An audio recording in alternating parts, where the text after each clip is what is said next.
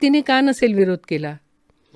ती एवढी शिकलेली होती, तिला का नाही वाटलं मी कमवावं, मला कशाला एवढं मोठं श्रीमंत सासर हवंय आणि माझ्या वडिलांनी एवढे का पैसे खर्च करावे?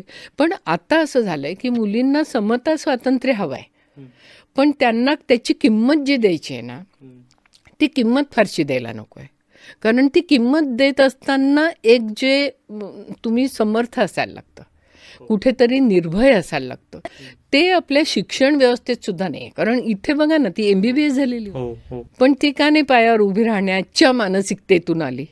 तर इथे समाज खूप दोषी आहे. म्हणजे जेव्हा आपण असं म्हणतो की हिचं सासर दोषी आहे, तेव्हा नारी समता मंचमध्ये आम्ही असं म्हणायचो की बाई जेव्हा जळून मरते किंवा छळामुळे मरते किंवा आत्महत्या करते, तेव्हा माहेर पण जबाबदार आहे.